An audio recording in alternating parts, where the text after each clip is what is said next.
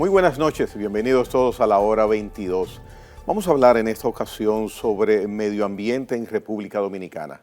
Para tal fin, tengo la gran satisfacción de recibir a Luis Carvajal, uno de nuestros más connotados ambientalistas aquí en la República Dominicana. Luis, gracias por estar aquí en la hora 22. Gracias infinita por la invitación, sobre todo en un momento en que hay temas centrales de medio ambiente que el país debe conocer y que deben ser debatidos públicamente. Precisamente, Luis, ¿por qué aquí en República Dominicana siempre, y digo siempre porque eso es lo que uno siente, vive como comunicador, siempre hay un sonido molesto con referencia a las situaciones que se presentan muchas veces en contra del medio ambiente dominicano? ¿Por qué no salimos a otro estatus y tenemos paz en ese aspecto? No, lo que pasa es que las decisiones de carácter ambiental expresan correlaciones de poder en la sociedad. Por ejemplo, las decisiones alrededor del manejo del territorio. ¿Hago minería o permitimos el desarrollo integral de la agricultura en la región del Valle? ¿Son compatibles o no? ¿Coloco una presa de cola en la parte alta del río Osama o no? Esa decisión afecta a intereses y esos intereses pesan en la sociedad y desde la sociedad inciden. Y desde luego las instancias políticas que toman decisiones la toman en ese sentido. Ahora mismo hay grandes decisiones, por ejemplo, alrededor del modelo de desarrollo y del tipo específico de actividad para el gran proyecto de desarrollo del suroeste, de Pedernales y la región Enriquillo. Tenemos una discusión en Asua. Está el gran debate que creo que el país tiene que conocer alrededor de la ley de ordenamiento territorial. Tenemos más de 30 años que cada vez que hablamos en un programa, que cada vez que escribimos, que damos una conferencia, empezamos y terminamos diciendo este país necesita una ley de ordenamiento territorial. Es un mantra repetido, la ley de ordenamiento territorial es la solución para muchos problemas.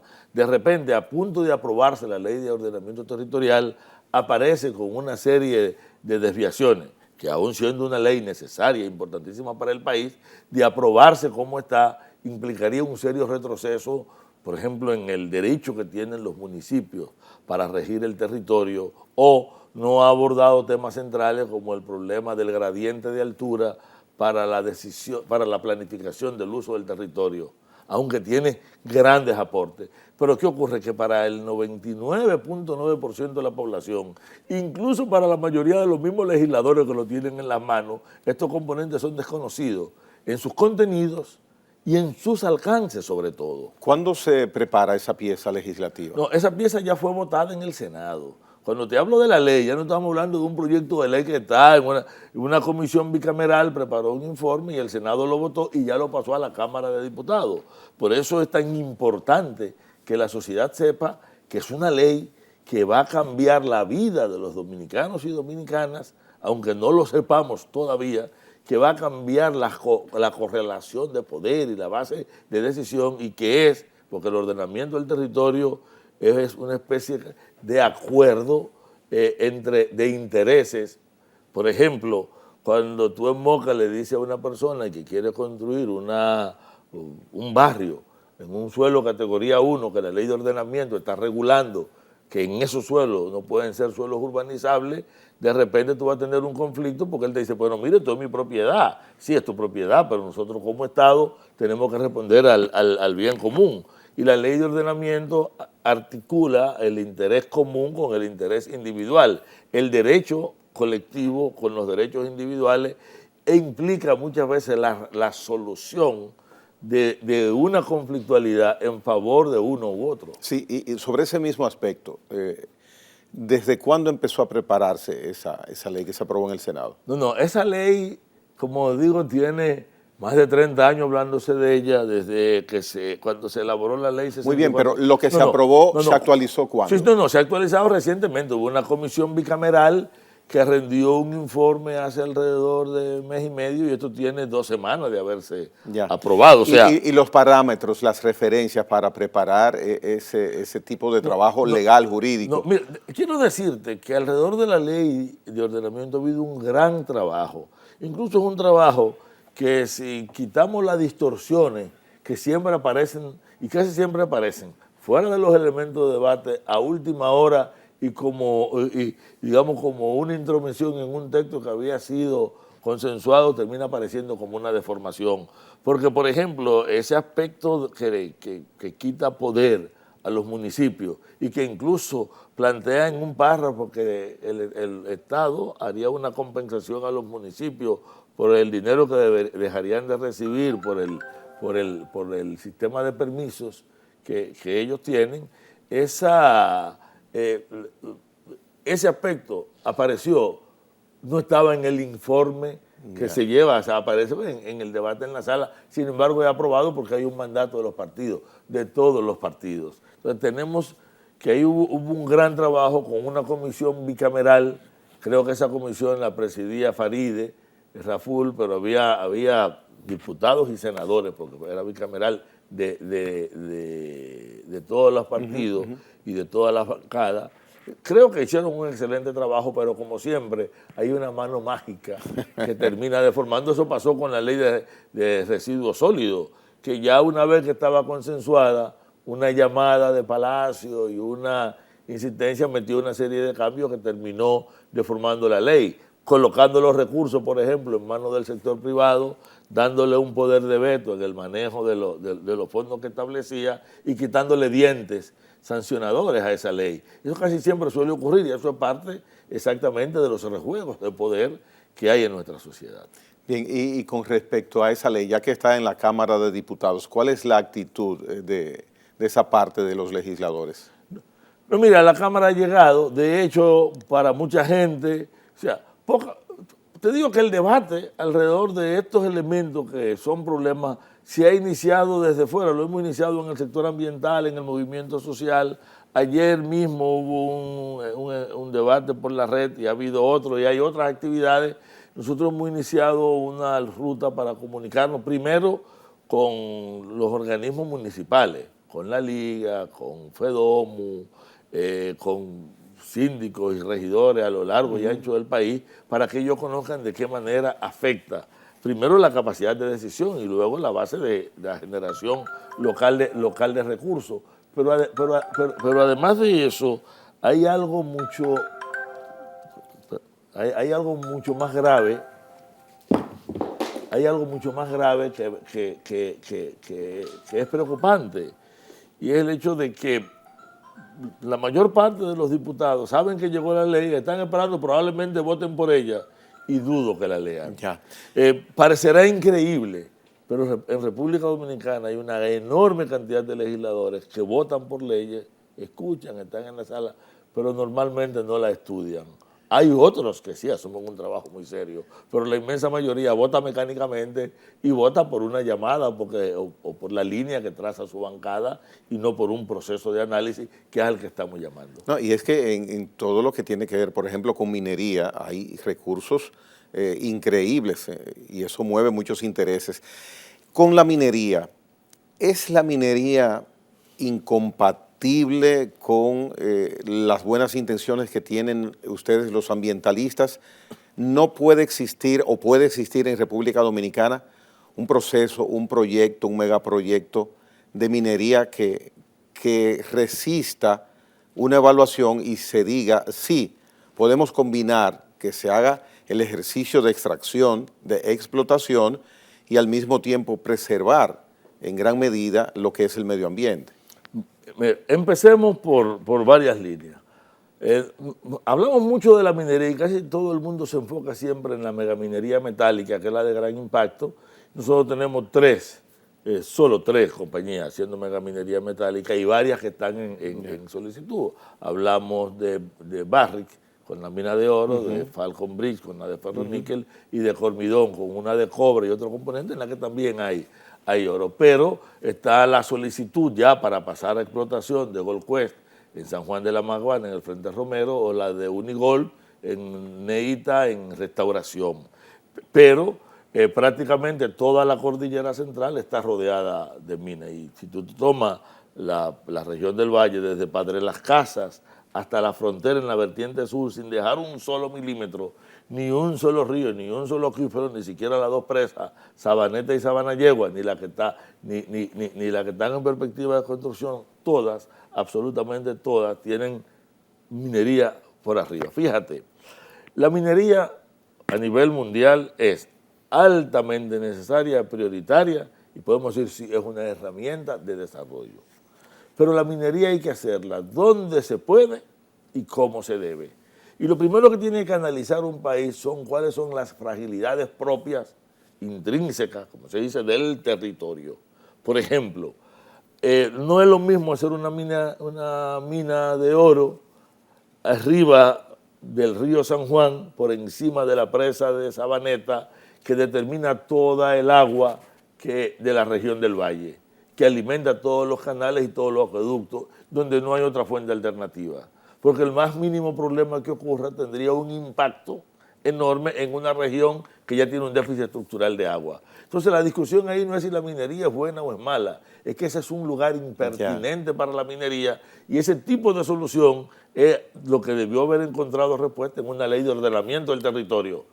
Cuando se estableció Cormidón o cuando se estableció Falcondo, y en todos los años que tiene Falcondo, con Falcondo peleamos la falta de chimenea, con Falcondo peleamos el polvillo, el manejo de ese enorme residuo caliente que ellos liberaban. Con Falcondo se discutieron 10.000 otros aspectos ambientales, pero nunca habíamos discutido la pertinencia del sitio hasta que plantearon Miranda. No, en Loma Miranda no, pero nadie le dijo en Loma Peguera no. Hemos criticado el hecho de que ellos no han cubierto sus pasivos ambientales, de que han tenido 2 veces ruptura de su presa de cola y muchísimos otros componentes. Con Cormidón, que ha tenido 2 veces accidentes con su presa de cola también y algunos otros problemas, la discusión nunca ha sido si podían estar o no, ni siquiera el sitio.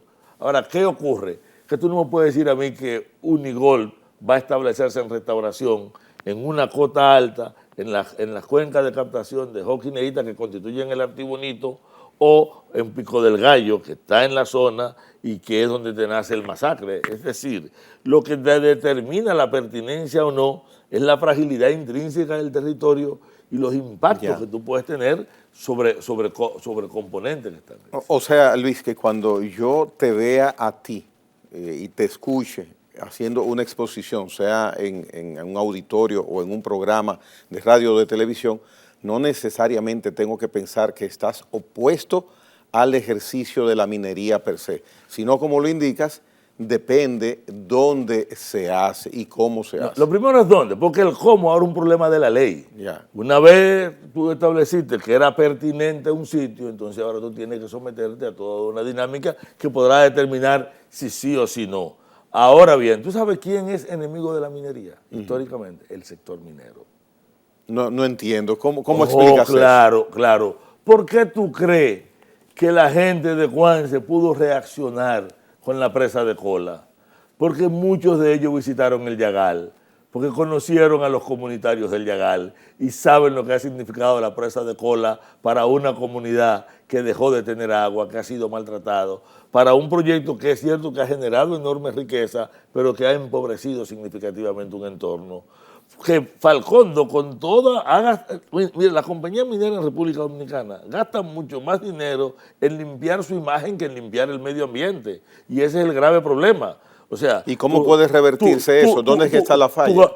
La distorsión, ¿dónde está? La primera distorsión es un problema de seguimiento y supervisión de parte del propio Estado. Es que esta compañía te gastan $1 en sembrarte una planta y 1.000 en anunciarlo, en un cóctel, en enseñarlo, y probablemente 2.000 en que los funcionarios no la fuñan, en seducirlos. Entonces, esta práctica seductora, esta práctica propagandística, esta práctica de allante y movimiento de la minería frente a las realidades de lo que ha implicado para su zona, termina generando una actitud de entrada de rechazo. Si ahora mismo tú le dices a cualquier comunidad que en su zona va a ir una minera, probablemente la primera reacción sea de duda. Ya. Ahora, quiero volver. Aquí hay una gran minería no metálica, haciendo también, fíjate, la Academia de Ciencias y la UAS le entregaron al Estado Dominicano un listado de 107 sitios donde se podía entrar sin tener que tocar un río. Ahora, quiere decir que el que tú vayas a cantera seca es que tú fuiste a la cantera seca y empezaste a traer, no. Si tú vas allí y el proceso es irregular y tú no cumples las leyes ambientales y no cumples otros componentes, entonces está claro que tú no puedes estar allí porque hace daño. Y aquí hay muchísimas canteras secas que deberían ser el modelo para que se demuestre cómo tiene que ser la minería y que son el motivo para que la ciudadanía las rechace. Tú tienes eso entre Moca y La Vega, una enorme cantidad, y tú ves permanentemente a las comunidades confrontándose. Hablo y repito con la minería no metálica, que también tiene un gran impacto, no tanto como aquella, porque la minería no metálica no te genera una presa de cola, no te va a provocar la acidificación de los suelos, de las aguas, o sea, y su impacto es mucho menor en ese aspecto. La definición exacta, para que el televidente lo entienda, de presa de cola, ¿en qué consiste? Una presa de cola es un basurero minero donde los productos más peligrosos, de alta peligrosidad, se confinan, y aunque se llama presa, y la gente está acostumbrada a que una presa es un sitio en que entra agua represa y le sale, el agua. en realidad es un depósito de la que el agua no debe salir. El agua puede entrar, pero no. La única forma de la que debe salir el agua de una presa de cola es porque se evapore. La infiltración o la tubificación, o sea, o el desbordamiento de una presa de cola es de altísima peligrosidad. Uno de los grandes problemas al hablar con la minería es que aquí de repente, bueno, yo tuve un debate con Juana Barceló, la presidenta de Barrick, en la televisión, en la que ella afirmó con la cara muy tranquila que la presa de cola tenía componentes inertes y que no era peligrosa. Yo me quedé pasmado porque sería las únicas presas de cola de la bolita del mundo que no son nocivas. Nocivas. O sea, las presas de cola son, después de los residuos nucleares, el segundo componente más peligroso de la actividad humana. Implican un riesgo permanente. ¿Cuál es el problema de una presa de cola? Que tú terminas la minería hoy y en 10 años, en 20 años, en 100 años, en 500 años, la presa de cola está ahí siendo una amenaza para ti. Y no hay manera de erradicarla o volverla potable en base a procedimientos químicos. Con las presas de cola no. Lo que hay ahora son técnicas para hacer presas de cola menos peligrosas. Por ejemplo, las colas secas. Pero, por ejemplo, aquí, que debió haber sido República Dominicana debería obligar a su minería metálica a que sus colas sean secas, pero las colas secas salen más caras.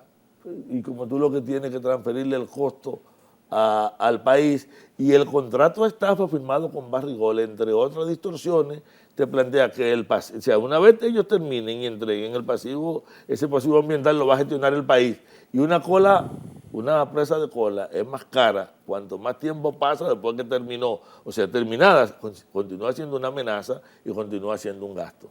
En sentido general, históricamente, las experiencias mineras en República Dominicana han sido bien supervisadas por las autoridades del momento. No, mira, en el 19 salió una noticia curiosísima en el boletín de Sodogeo, que yo invito a que lo busquen, y hablaba de cómo se había asumido un proceso de remediación ambiental en las Mercedes. Estamos hablando de remediación ambiental de la Alcoa, que ya ni nadie se acordaba del nombre ni dónde estaba. Pero cuando tú descubres que muchos años después se está haciendo con dinero del Estado Dominicano, con el tuyo y con el mío, no con el de la Alcoa, y que ahí quedó ese enorme pasivo ambiental. Pero la Alcoa, que tuvo en un sitio y que generó tanta riqueza, dejó una enorme pobreza.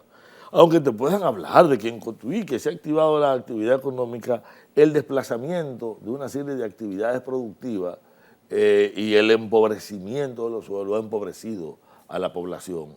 Oye, solamente pensar que poblaciones como la del Yagal, que tenían abundantísima agua, hay que llevarles varios galones por semana, por familia, para que ellos puedan tener agua, porque el agua que viene de ahí no es consumible. Y no importa toda la propaganda y todo el bulto que hagan, ese es un problema que no terminan de solucionar. Y es irremediable esa situación. Bueno, con relación a la presa de Jola es irremediable. Y hay algo peor, El contrato estafa establecía que era responsabilidad del Estado, por ejemplo, la reubicación de la gente, eso que tiene que ser un costo estructural del proyecto. Y eso ha dejado colgado a muchísima gente.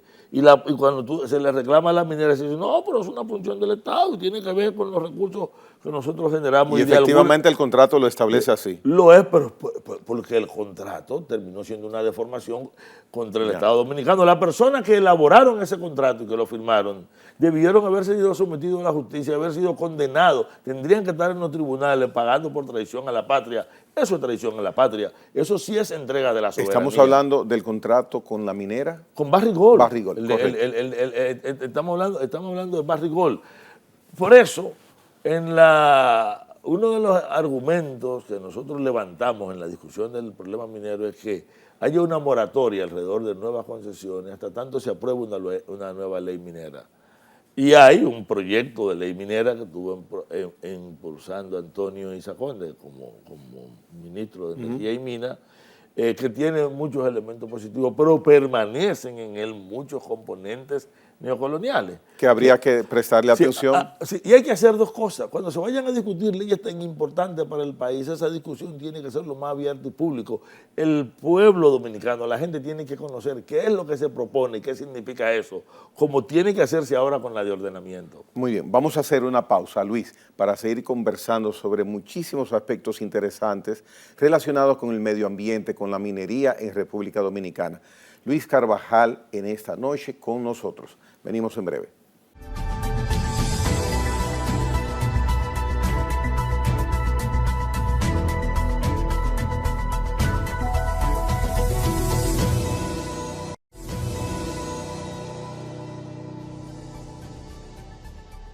Bien, Luis Carvajal, es interesante conversar y escucharte por las vivencias y el denuedo que tienes siempre por proteger lo que es el ambiente en República Dominicana.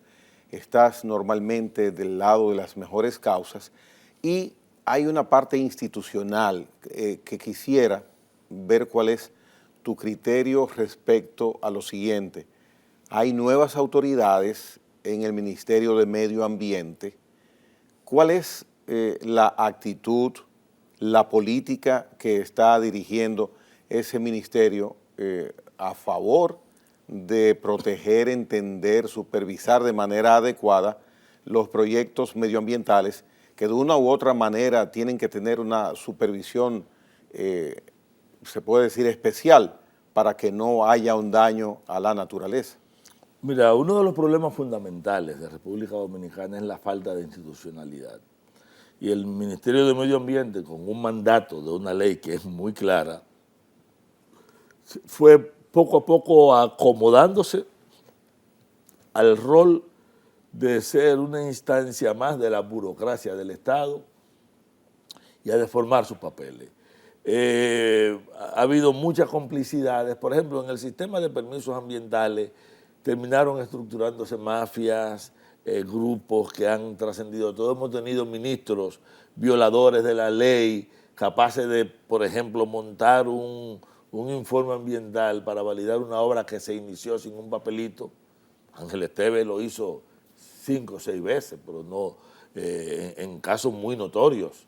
Estando ya en los tribunales, el caso de la construcción del estacionamiento en el área de los Tres Ojos, que se reclama un estudio ambiental, aparece en el tribunal, ya como en el tercero o cuarto vez que se reenvía para el juicio, un informe firmado por Ángel Esteve, que cuando uno lo revisó, no solamente no lo había hecho nada ni nadie, sin embargo, eso era un acto de validación torpe. Pues era ese tipo de cosas que podía corresponder a la deformación en la cabeza, se crearon mafias muy estructuradas.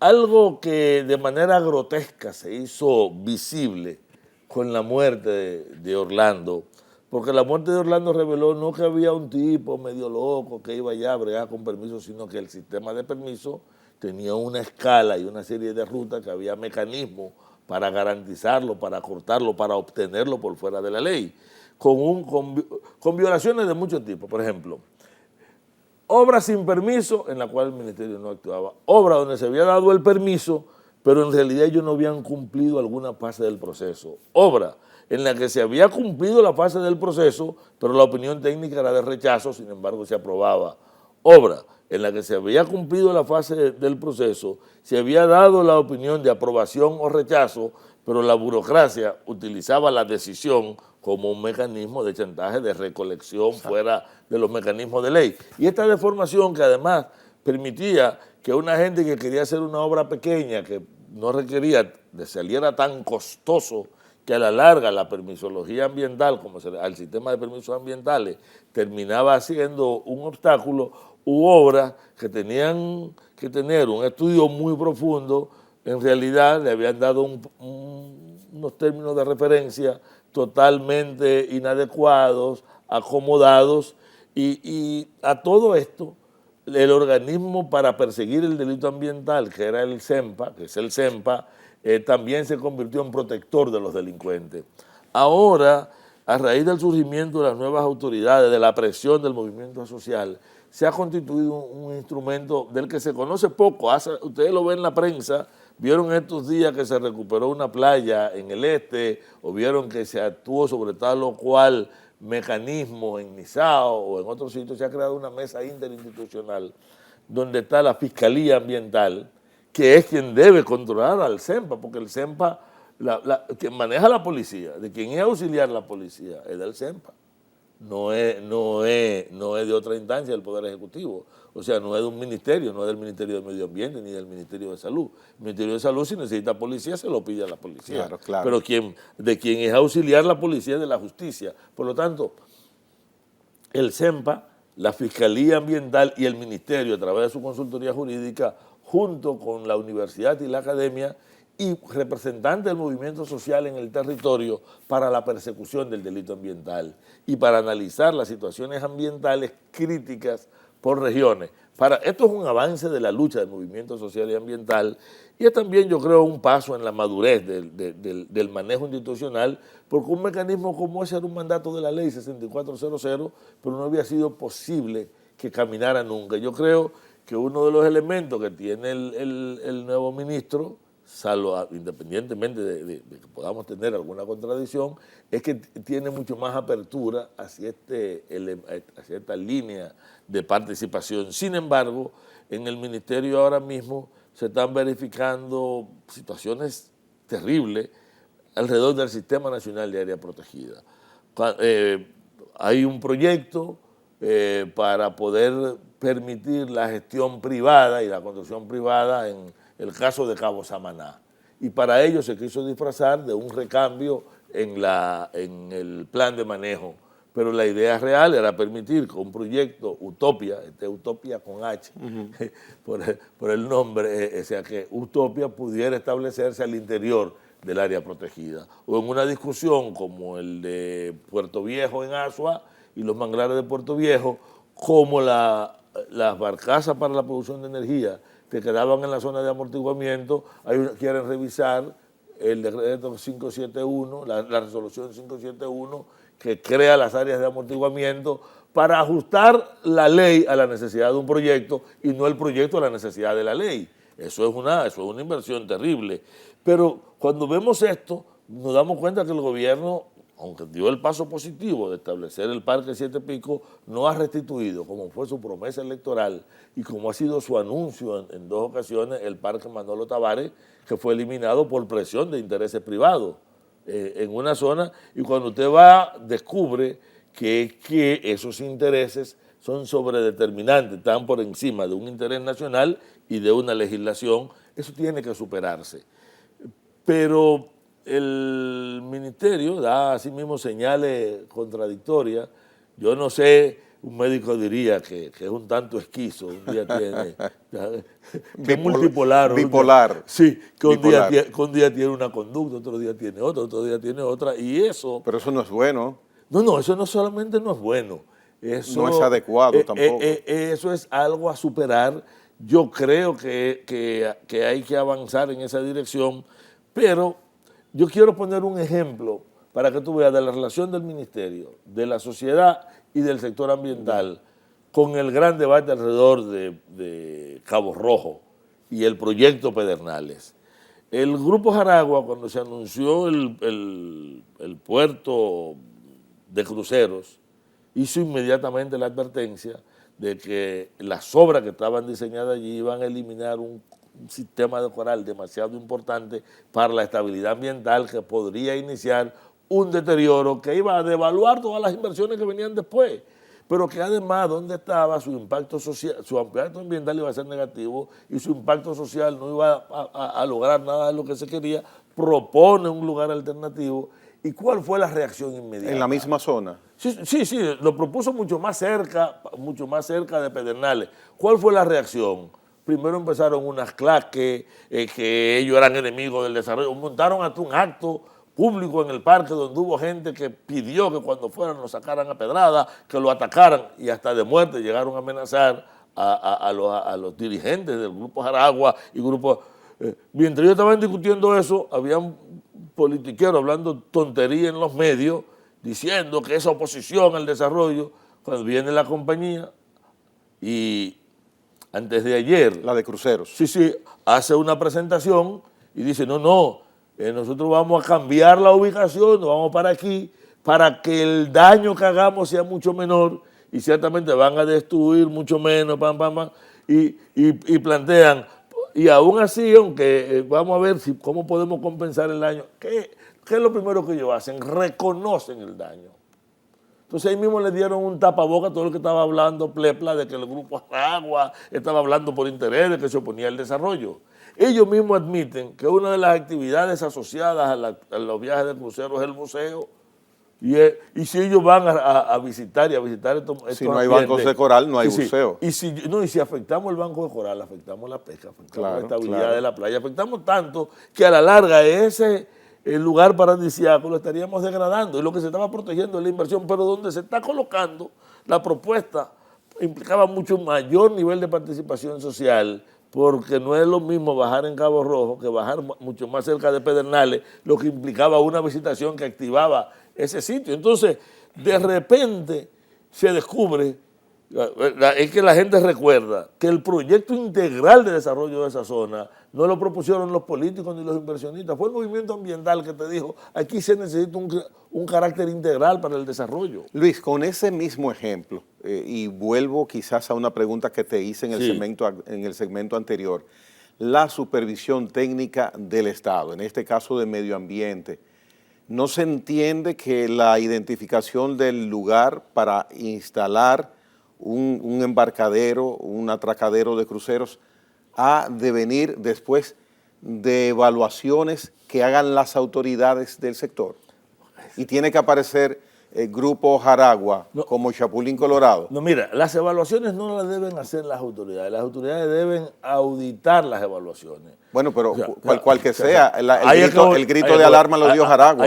La supervisión es muy pobre, y además muchas veces se cree que el que una obra sea de interés público, esa obra puede violar la ley, o que una obra sea importante. Eso es un absurdo en tal caso, pensar así. No, lo hemos oído. Nos han dicho, por ejemplo, ahora en el caso de la discusión de la barcaza de Asua, te dicen, no, pero es que la energía es muy... Sí, la energía es importantísima, pero respetar el marco legal es importantísimo también, y nosotros necesitamos tener energía cumpliendo la ley, no violándola, porque si por un proyecto sí es importante vamos a violar la ley, entonces la vamos a violar para todo. Es lo mismo que nos discuten. Nosotros necesitamos inversión y minería, no la necesitamos. Bueno, pero la podemos hacer donde querramos. No, la ley y el interés nacional dice otra cosa. Mire, el Estado, el ministerio necesita reforzar su capacidad para visitar los sitios, para levantar, tiene personal y tiene un personal de primera. Pero ¿y entonces qué pasa? Porque parecería que no lo tiene. Hablamos de insuficiencia, hablamos de equipamiento, pero hablamos sobre todo de una tradición. ¿Cuál? O la tradición de creer que si un asunto de interés del Poder Ejecutivo yo lo puedo hacer, y de cómo hay sectores que se lanzan corriendo. Pero aquí hay sitios ¿tú sabes cómo se inició la presa de Boca de los Ríos o de Guayubín ahí en Santiago Rodríguez? Esa presa de Boca de los Ríos, la presa de Guayubín, hubo una visita sorpresa del presidente Danilo Medina un viernes, y el lunes habían equipos ya tumbados, sin un papelito, sin un estudio de nada. Eso se tumbó en los tribunales gracias a un recurso de amparo. Se dio el cambio de gobierno y el cambio de gobierno lo arrancó y siguió, sin un papelito. Se hace el estudio ambiental, se debate, se llega a un acuerdo de cómo tiene que hacerse, pero ellos siguieron lo que estaban haciendo sin un papelito, sin una cosa. Administrativamente. A pesar de que todos los estudios te han dicho que el lugar donde ellos están no debe ser, porque ahí no va a generar energía, no va a dar agua para acueducto, no va a hacer riego ni va a prevenir inundaciones. Pues ¿para qué tú la estás haciendo? Entonces, cuando eso ocurre, que las decisiones políticas se arrancan y cuando alguien hace el señalamiento, creen que es un problema de oposición al desarrollo, a la inversión, o como le decían esos son la gente del este que le están pagando para que para que el sur no se desarrolle. Es una barbaridad. Luis, con tus años en esas labores, me viene a memoria y te pregunto, ¿cómo manejaba Joaquín Balaguer esos asuntos medioambientales para que Luis Carvajal no saliera, ni Grupo Jaragua, a desautorizar con propiedad actuaciones equivocadas de autorizaciones que no procedían? ¿Cómo manejaba Balaguer que tanto desarrolló? No, mira, con relación a elementos de ordenamiento del territorio, Balaguer tomó muchas decisiones que hoy la sociedad tiene que agradecer alrededor, por ejemplo, de áreas protegidas, de la prohibición de los aserraderos, de una política para frenar los procesos de deforestación, pero también Balaguer protegió a sectores y sobre todo a grupos empresariales y eso que actuaban al margen de cualquier circunstancia ambiental. No nos olvidemos que la ley ambiental es del 2000. Se aprueba en el 2000 y se estaba discutiendo cuando Balaguer creó la Comisión Nacional para el Medio Ambiente y tenía un equipo que debía seguir la política ambiental y como siempre, yo no conozco un solo gobierno con el cual el sector ambiental no haya enfrentado. Con todo lo hemos enfrentado y con todo hemos tenido una vía doble. Sin embargo, por ejemplo, en la política forestal y en la política de protección de territorio, ese mismo espacio del que estoy hablando, de Puerto Viejo, él emitió un decreto sobre los manglares que prohibía corte, a cualquier tipo de actividad que lo menoscabara. Y después emitió otro que decía casi lo mismo, o sea, en dos momentos especiales, en un momento que había un conflicto exactamente con relación a eso. Él lo resolvió ratificando una decisión y dando una orden. A favor de preservar el medio ambiente. Sí. Y te habla una persona que nunca me simpatizó, Balaguer. Políticamente. Su nombre a mí me resulta de triste recordación. Yo tuve mucha gente cercana que fue objeto de la represión y de las circunstancias de esos años, pero sí en términos de su política ambiental, ¿qué ocurre? Que cuando Balaguer sale y entra Leonel, una de las luchas ambientales más poderosas que se libraba aquí fue contra el decreto 319-97. ¿Tú sabes lo que hacía ese decreto? Eliminaba prácticamente el Sistema Nacional de Área Protegida de un solo decreto. Y nosotros tuvimos que salir y movilizarnos en todo el país. Y claro, eso luego el contraste. Era un sistema de área protegida que había establecido Balaguer y que ratificó poco tiempo antes de irse con el decreto 233-96 y el 309, y esos dos decretos recogieron y prácticamente organizaron el sistema Nacional de Área Protegida. Y Leonel lo eliminó de un plumazo. Voy más lejos. Aquí se generó movimiento porque vino el momento de la privatización, que se estaba privatizando todo, que había quienes decían que habían que privatizar las áreas protegidas porque solo los propietarios protegen, te decían, y que lo ideal era transferirlo a gente que tuvieran los recursos para su protección, tuvieran el conocimiento. No te lo decían en español, te decían que tuvieran el know-how, porque había que decirlo en inglés para que sonara más bonito. O sea, que tuvieran la experiencia acumulada y tuvieran la vocación para protegerla. O sea, si hubiéramos seguido esa línea, no tuviéramos un área protegida, fueran todas privadas. ¿Y qué se buscaba? ¿La comercialización y explotación de esas zonas? Se buscaba lo mismo que se buscó con las privatizaciones generales, pasar recursos generales de la sociedad y del Estado a sectores privados. Era una política empujada por el Banco Mundial y por el BID. Era el pensamiento neoliberal que encabezó ese primer gobierno de Leonel cuando llegó y que provocó la lucha ambiental más amplia, más profunda, más dura y más difícil.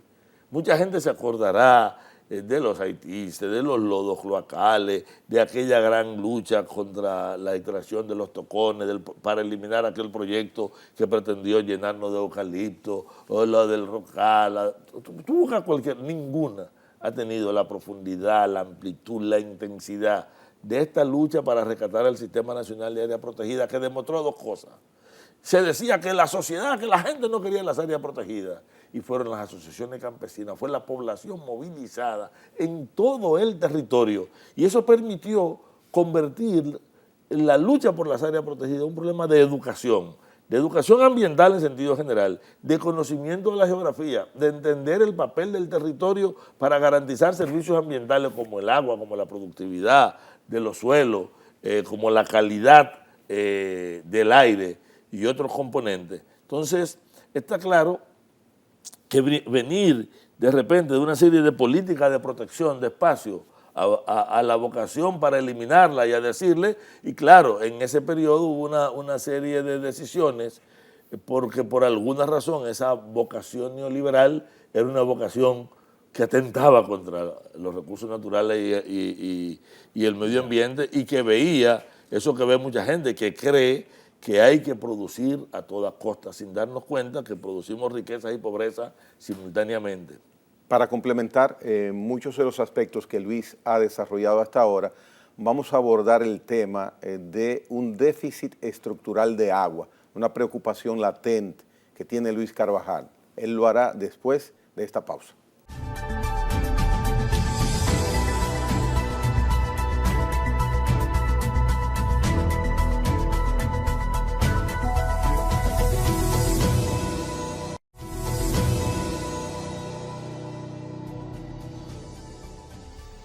Bien, Luis Carvajal, déficit estructural de agua en República Dominicana, porque yo veo que siempre hay agua aquí, tenemos agua suficiente, algunas veces se va y eso, pero hay riesgo de que nosotros caigamos en que nos haga falta agua para situaciones elementales. No, no hay riesgo, está ocurriendo.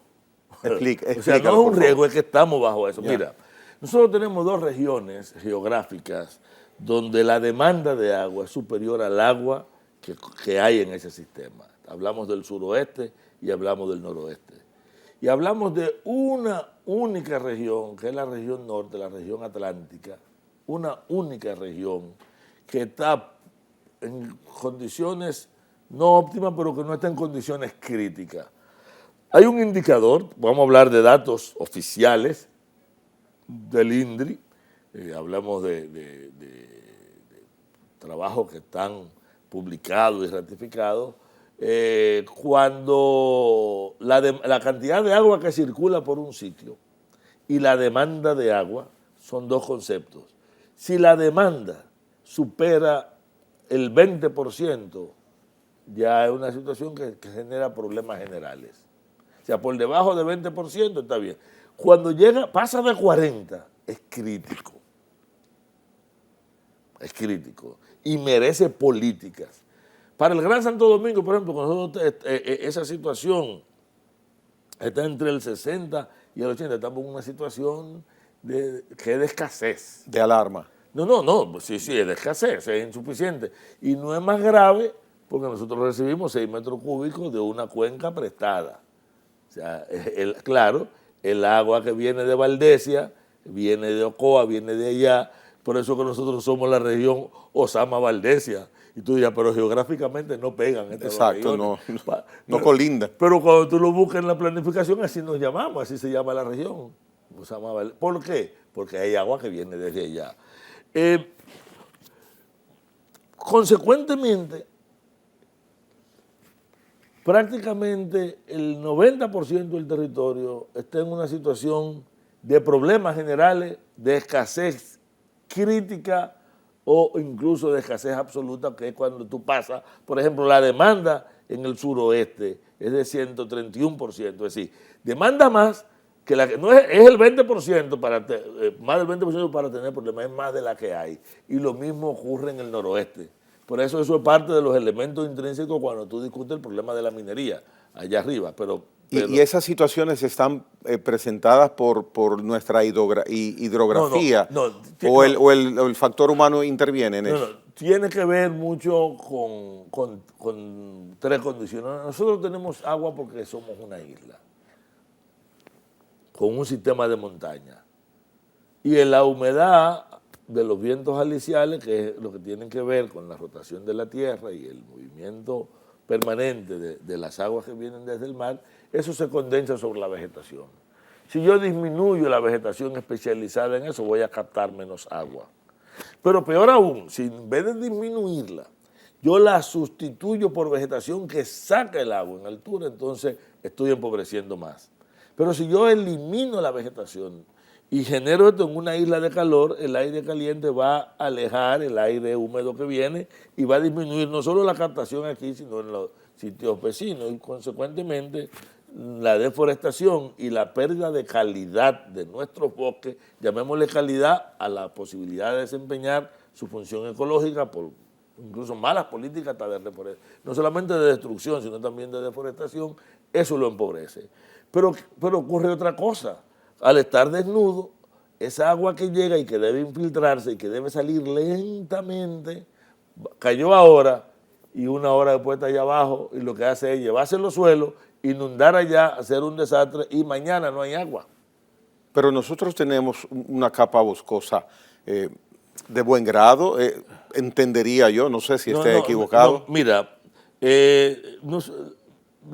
los funcionarios, los gobiernos han estado engañándose a sí mismos y engañando al país.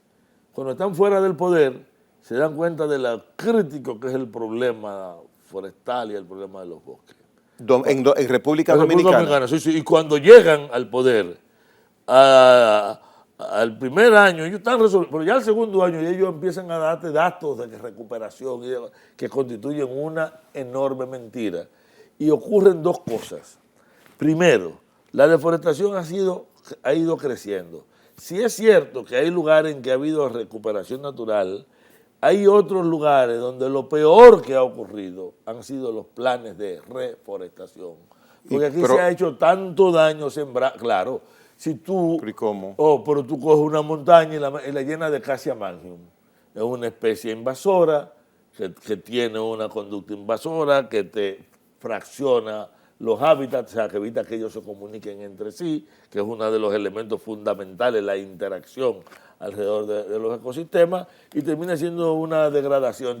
Los expertos te dicen que hemos perdido cantidad y calidad genética del bosque, lo hemos ido erosionando. En República Dominicana. Sí, porque se ha ido homogenizando. Luego tenemos problemas que para la población general son relativamente invisibles. Por ejemplo, aquí ha habido una enfermedad, un gorgojito que se le mete al pino, el Ips calligraphus, que le hace unos túneles y que es una gran amenaza porque ha deteriorado una gran cantidad del pino. El Ips calligraphus en una población natural, de un bosque natural no manejado, no hay problema.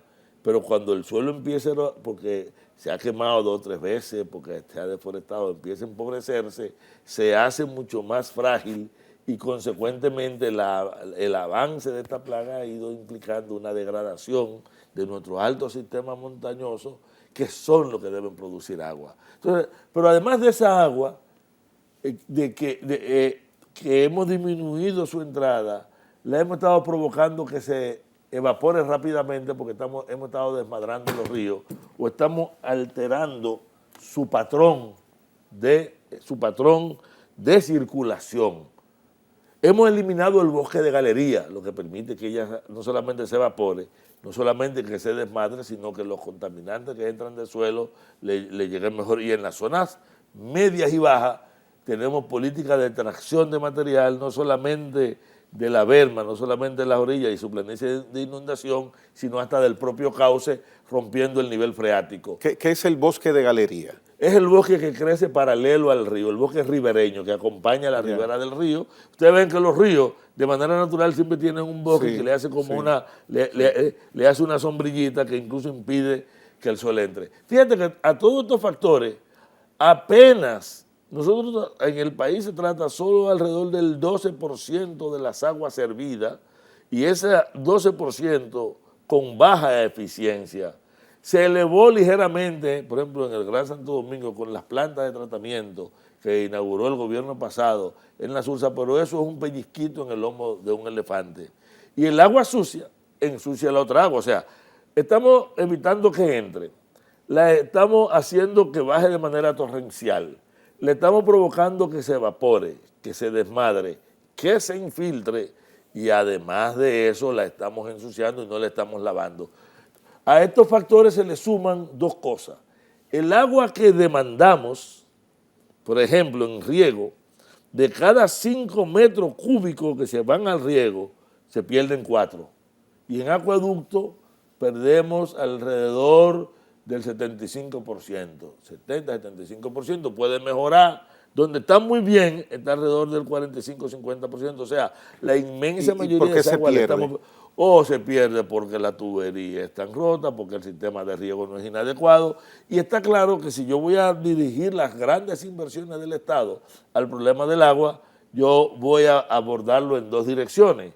Frenando todos esos factores que me degradan, que primero que limitan la captación o que provocan su torrencialidad o que provocan su degradación o su contaminación o su no lavado, pero a la vez tengo que racionalizar el uso. Tenemos que pasar a presurizar los sistemas de riego, a racionalizar los acueductos, a educar a la población alrededor del uso del agua y a entender nuestras fragilidades. Y para controlar esa situación, que no vaya en crecimiento, un crecimiento negativo, ¿qué estamos haciendo en sentido general desde quienes manejan la distribución del agua, así como también quienes están encargados de proteger y reforestar los bosques? Bueno, depende. Estamos haciendo, si es en la prensa, sí, pues en la prensa yo puedo decir, no, en la prensa tenemos unos programas de recuperación, estamos haciendo bulto, allante y movimiento y seguimos sin políticas estructurales. El país sigue sin una política forestal. Todavía la gente cada vez que ve un camión cree que están deforestando, porque por lo general están deforestando. Pero tendríamos que acostumbrarnos a que haya una política forestal en el que en plantaciones reales, fuera de la zona de protección o de los bosques nacionales, haya quien tenga una producción forestal organizada. Ya, entonces en la prensa estamos... No, en la prensa el gobierno está sembrando y las comunidades denunciando de manera continua. Y a veces ni una cosa ni la otra. Mira, nosotros no tenemos un programa de colección de semillas élite de las plantas nativas y endémicas para los programas de repoblación. Ahora hay algunas acciones para crear brigadas, pero por ejemplo, con el cambio de gobierno se eliminaron la inmensa mayoría de las brigadas y el personal que colecta semillas en medio ambiente se pasó meses y meses sin cobrar y cuando de repente sustituyeron, como era un personal de bajo nivel, lo sustituyeron una gente que estaba haciendo un trabajo por lo que vocearon en la campaña, pero que voceó en la campaña no quiere subir a recoger semillas. Y eso es un problema que se ve gobierno tras gobierno. O sea, no crea que estos son nuevo, ¿no? Que estos son más clientelares. El clientelismo termina sustituyendo la política, pero voy a algo peor. Como el programa más necesario de República Dominicana en términos forestales es el de recuperación del bosque de galería, de ese bosque ribereño, por lo que implica. ¿Sabe por qué los gobiernos no lo asumen? Porque es barato. Porque es barato. Muy sencillo. Porque es más cómodo trabajar sobre aquellos programas que tú trabajas con macroviveros y no con microviveros comunitarios, de expandir el bosque existente, que lo que requiere es trabajar con la gente, porque aquel, que se resuelve comunitariamente. Tú aportas unos millones, le pasa esto, le da al compañero del comité de tal Ahora, cosa. Te pregunto, Luis, ya no tenemos más tiempo, se nos queda medio cuestionario sin tratar. Es que las autoridades forestales y las autoridades medio ambiente no entienden cómo afrontar esas situaciones. ¿Es falta de capacidad? No es falta de capacidad. Es igualito. ¿Tú crees que los que contaminan por incapacidad? Óyeme, los químicos que trabajan, por ejemplo, en algunas de las industrias de aquí, que son un gran problema, saben lo que están produciendo. Y la gente del sector forestal lo conoce. No te olvides que empezamos hablando en este programa de que el problema ambiental era un problema de poder y de intereses. Yeah. Óyeme, el Parque Manolo Tavares se eliminó porque Antonio Cruz tenía como principal inversión en esa zona los aserraderos. Tenía el poder político porque era senador, el vínculo, y lograron incluso convencer, sacar una sentencia del Tribunal Constitucional en esa dirección. Es un problema de juego de poder. Bien, se nos quedan muchos temas. Hay uno que me hubiera gustado escuchar y es la ampliación de la zona fiscal de Montenegro, en Cotuí. Viola la ley y además era innecesario. Cuando la presa de Cola se quería construir en Cuance, no tenía que ser parte de la reserva fiscal. La presa del Yagal no está en la reserva fiscal, pero la reserva fiscal es solo para la extracción. Y el decreto dice que esto es, pero que no es para extracción. O sea, que eso es una violación de la ley que rige las reservas fiscales. Señores, agradecemos a Luis Carvajal. Estoy seguro que ustedes también agradecen haberlo visto, haberlo escuchado, tocando temas tan importantes para la preservación de nuestro medio ambiente en la República Dominicana. Luis, muchas gracias por estar acá. Gracias. Señores, hasta la próxima.